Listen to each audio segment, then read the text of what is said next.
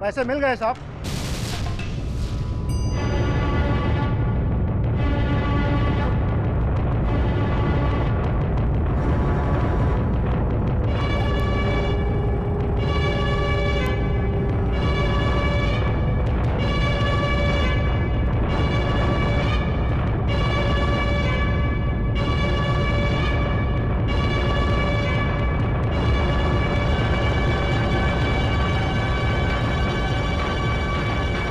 You are under arrest, Mr. Kshitij.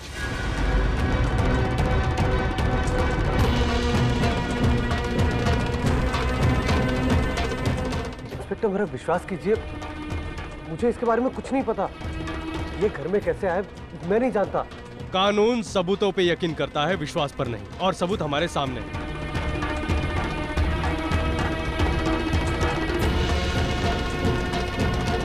I am sorry mister क्षितिज, लेकिन आपको मेरे साथ पुलिस स्टेशन चलना होगा। इंस्पेक्टर साहब प्लीज, आप मैं अपने मंगलसूत्र की कसम खा के कहती हूँ, क्षितिज ऐसा कर ही नहीं सकता। इंस्पेक्टर साहब, हाँ इंस्पेक्टर साहब, ये ऐसा नहीं कर सकते। ये आपकी जज्बाती बातें हैं, सबूत नहीं। आई एम सॉरी, मुझे इन्हें लेके जाना ही होगा। चलिए। रुकिए रुकिए इंस्पेक्टर साहब। युवराज, युवराज कहो ना इंस्पेक्टर साहब से कि क्षितिज ने आज तक हमारी मदद की है, करोड़िया परिवार को संभाला है। पवित्रा, अगर ऐसा हो गया तो करोड़िया परिवार की बहुत बदनामी हो जाएगी। गौरी ने अभी अभी माँ को संभाला है, अगर उन्हें समझ में आया तो क्या होगा? अपनी कंप्लेंट वापस ले लो पवित्रा। हाँ पवित्रा, तुम घर के सदस्य हैं हमारे, तुम जानती हो कि वो ऐसा नहीं कर सकते। प्लीज ऐसा मत होने दो। आज क्षितिज ने ऑफिस में चोरी करने जैसी बहुत बड़ी गलती की है और हर गुनाह की सजा होती है। देख क्या रहे हो इंस्पेक्टर, ले जाओ क्षितिज को। इंस्पेक्टर साहब प्लीज, आप क्षितिज को उस गुनाह की सजा दे रहे हो जो उसने नहीं किया। प्लीज युवराज, युवराज तुम जानते हो क्षितिज ने ये नहीं किया। प्लीज पवित्रा को बोलो अपनी कंप्लेंट वापस लो। मैं तुम्हारे आगे हाथ जोड़ती हूँ युवराज, प्लीज युवराज। एक मिनट सरस्वती,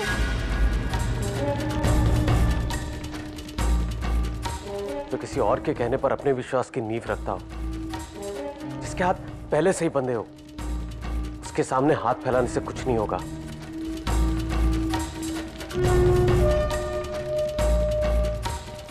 चलिए। इंस्पेक्टर साहब प्लीज, आप युवराज।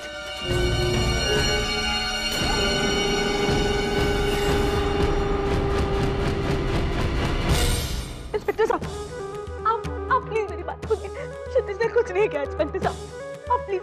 इंस्पेक्टर साहब प्लीज एक मौका तो दीजिए क्षितिज की बेगुनाही साबित करने का। प्लीज प्लीज इंस्पेक्टर साहब। आई एम सॉरी, चलिए। इंस्पेक्टर साहब प्लीज, क्षितिज।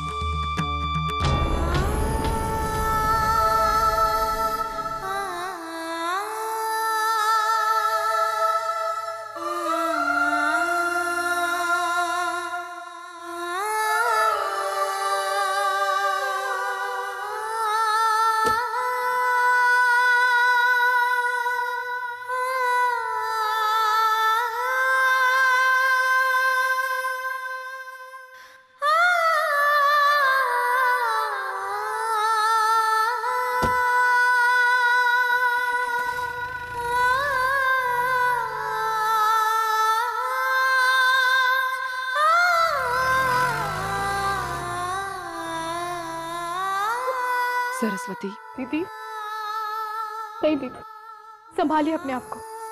दीदी, ये वक्त कमजोर पड़ने या रोने का नहीं। चलो पुलिस स्टेशन चलते हैं।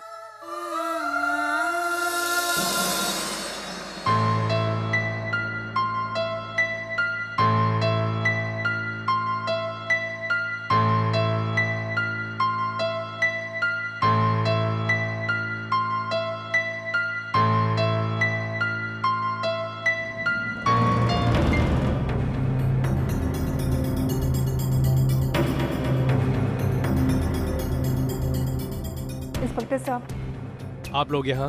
प्लीज एक बार आप लोग खामखा मेरा और अपना टाइम खराब कर रहे हैं। देखिए, कंप्लेन दर्ज हो चुकी है, सबूत मिले हैं। इस मामले में मैं आपकी कोई मदद नहीं कर सकता। हाँ, अगर आप मिस्टर क्षितिज को छुड़वाना ही चाहती हैं, तो जिन्होंने कंप्लेन दर्ज करवाई है उनसे कहिए कि कंप्लेन वापस ले, या फिर आपको उनकी बेल करवानी पड़ेगी।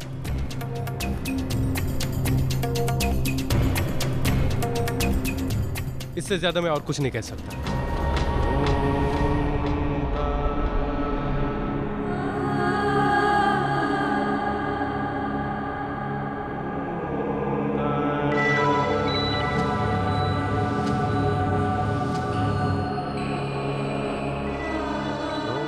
माँ, इंस्पेक्टर की बातों से ऐसा लगता है कि पवित्रा के बगैर ये मामला नहीं सुलझेगा।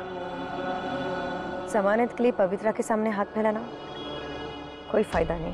तो फिर हम क्या करें? कैसे होगी क्षितिज की जमानत? दीदी, अब बस एक ही रास्ता है।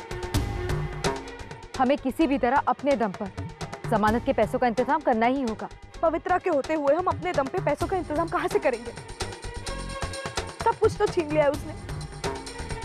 कहाँ से आएंगे पैसे? कैसे होगी क्षितिज की जमानत?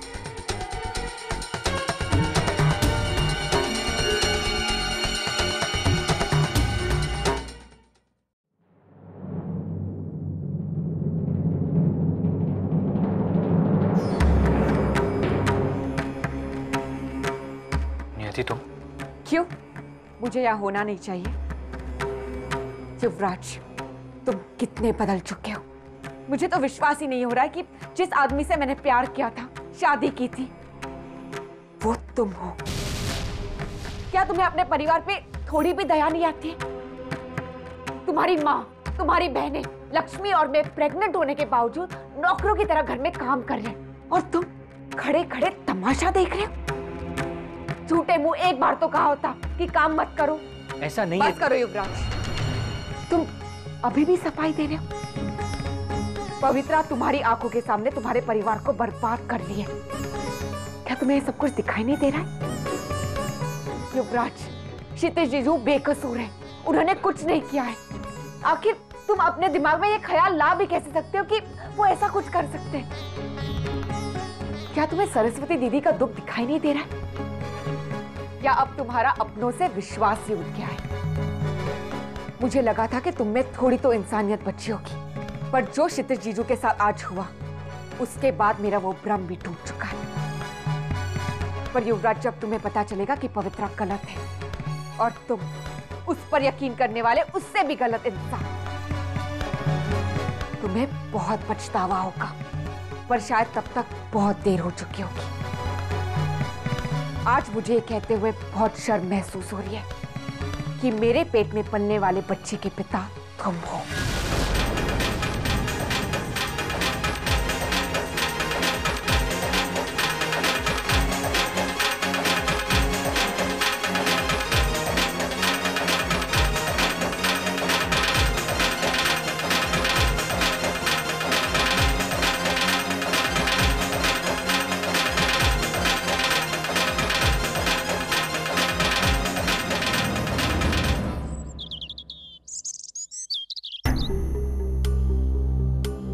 जय श्री कृष्ण।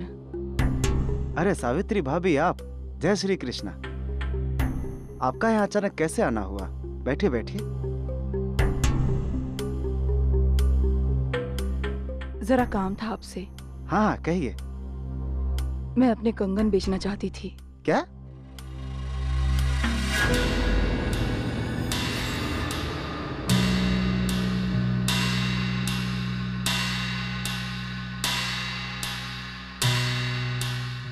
माफ करिएगा भाभी जी, एक बात पूछ सकता हूँ? आपको इन्हें अचानक बेचने की क्या जरूरत पड़ गई? मुझे पैसों की जरूरत है। कितने मिलेंगे इसके? जी अभी बता देता हूँ, जरा देखना भाई इसे।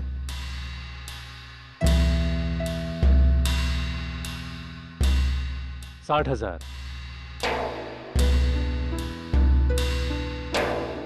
भाभी जी, इसके पूरे 60,000 में दे सकता हूँ आपको। ठीक है जी।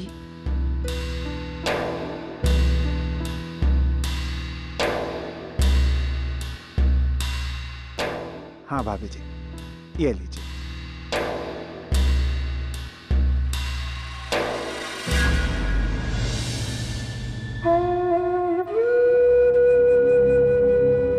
अब हम क्या करेंगे? कैसे छुड़वाएंगे क्षितिज को? अगर पवित्रा ने अपनी कंप्लेंट वापस ले ली तो शायद। नहीं दीदी, पवित्रा इस बात के लिए कभी तैयार नहीं होगी। और युवराज तो पवित्रा से कुछ कहने से रहा। अरे वो तो हमारी बात तक नहीं सुनता। पवित्रा नाम की पट्टी उसकी आंखों से खुलेगी तो ही तो सुनेगा ना वो। क्या हम क्षितिज की जमानत नहीं करवा सकते? मगर जमानत के लिए पैसे कहाँ से आएंगे? हमारे पास तो एक पैसा भी नहीं बचा है। कितने लाचार हो गए हम। हमारा इतना बड़ा घर होने के बावजूद हमारे ही घर में नौकरों की तरह काम करते। इतने पैसे भी नहीं है हाथ में कि क्षितिज की जमानत करवा सके। दीदी संभालिए अपने आप को। दीदी प्लीज रोना बंद कीजिए, सब ठीक हो जाएगा। मैं क्या करूं गौरी, मुझे कुछ समझ में नहीं आ रहा। हम कैसे छुड़वाएंगे क्षितिज को? हम क्षितिज को जरूर छुड़वाएंगे।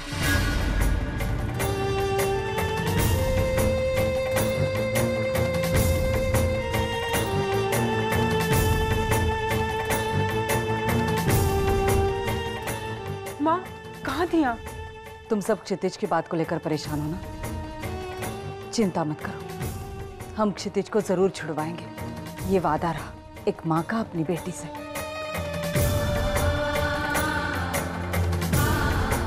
चुप।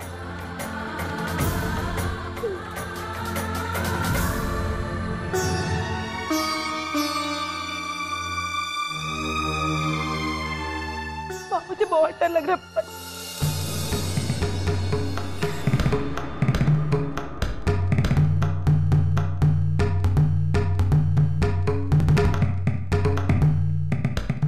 आपके कंगन का है माँ?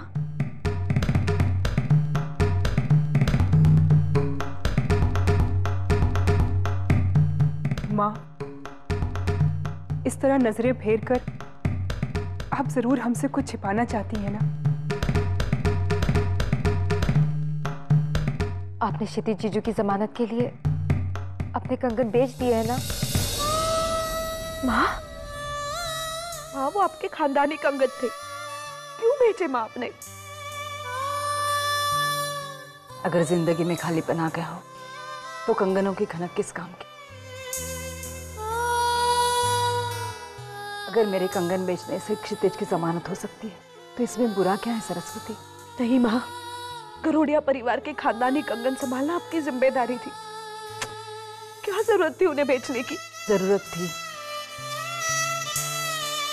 गरोड़िया खानदान की जिम्मेदारी सिर्फ कंगन संभालने से नहीं बल्कि परिवार की इज्जत संभालने से पूरी होगी ना। क्षितिज इज्जत है इस घर की, उसे छुड़ाना होगा हमें। उसे छुड़ाना जरूरी था, मेरे कंगन नहीं। लेकिन माँ इस तरह नहीं सरस्वती, और वैसे भी तुम्हारे बापूजी के जाने के बाद उन कंगनों की मेरी जिंदगी में कोई अहमियत नहीं थी। और मैं ये जो कुछ कर रही हूँ वो सिर्फ माँ के लिए ही। छोड़ो इन सब बातों को, अब वक्त बर्बाद मत करो। जल्दी जाओ और क्षितिज की जमानत करके ले आओ उसे। ये पैसे लो, ये लो। माँ आपका ये एहसान मैं पगली, माँ से ऐसी बातें करते हैं? लो।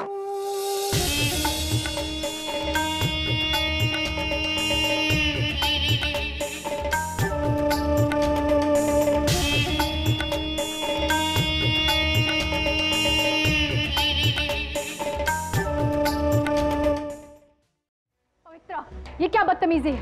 क्या बात है, आपने भी इस घर में चोरी करना शुरू कर दिया बड़ी माँ? मैंने चोरी नहीं की है।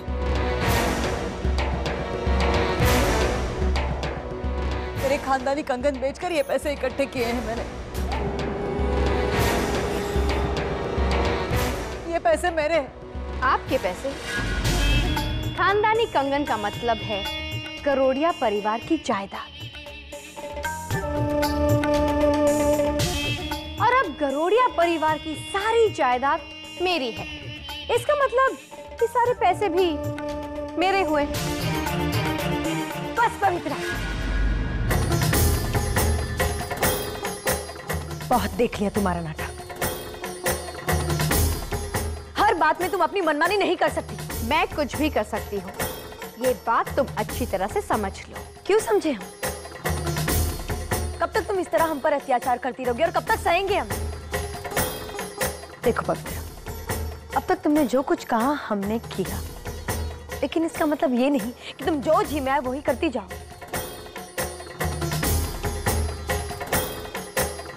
चुपचाप और अभी इसी वक्त ये पैसे लौटाओ, वरना अच्छा नहीं होगा। वरना क्या अच्छा नहीं होगा? झुमकी,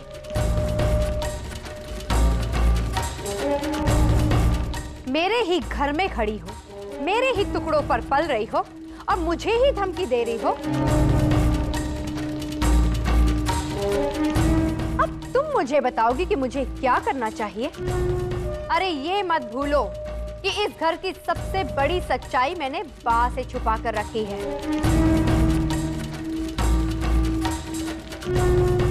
अब अगर ज्यादा कुछ कहा ना तो अभी और इसी वक्त बा को जाकर एक एक शब्द सच बता दूंगी। कब तक बा की धमकी देके डराती रहोगी तुम? तुम्हारे हुक्म तो खत्म होने का नाम ही नहीं लेते। एक के बाद एक तुम जुल्म करती जा रही हो। क्या समझते क्या तुम अपने आप को? लाओ मत झुमकी, आवाज नीची रखो अपनी। मैं इस घर की मालकिन हूँ। इस घर में वही होगा जैसा मैं चाहूंगी। और अगर तुम्हें मेरे हुक्म से इतनी तकलीफ हो रही है तो तुम्हें रोका किसने है? जाओ, चली जाओ ना ये घर छोड़कर।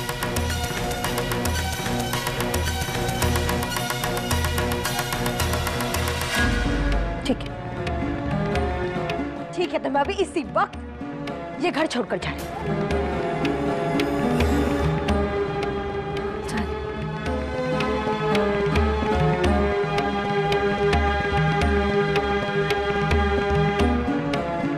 जानवी रुक जाओ, ये तुम क्या करने जा रही हो? तुम ऐसा कुछ नहीं करोगी।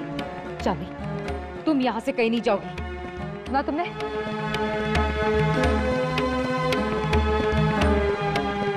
पवित्रा, तुम जो कहोगी हम वो करेंगे। क्यों करें? मैं बहुत जो ये कहेगी। आज तक झुमकी ने अपनी जिंदगी में ना किसी की गुलामी की है और ना कभी करेगी। इतना काम, इतना दुख, ये सब सहने की आदत नहीं है मुझे। अगर आप सबको शौक से करना है तो कीजिए, मुझे ये सब चीज करने का शौक नहीं है।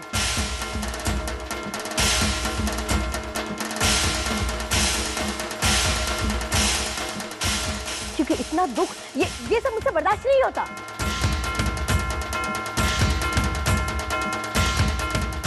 क्यों करूं मैं? क्या जरूरत है मुझे? कोई जरूरत नहीं मुझे किसी की बात सुनने की और किसी की ऊंची आवाज सुनने की। मैंने अपनी जिंदगी अपनी मर्जी से जी है, किसी की उंगलियों के इशारों पर नहीं। इसलिए मैंने फैसला लिया है कि ये घर छोड़कर मैं इसी वक्त जा रही हूं।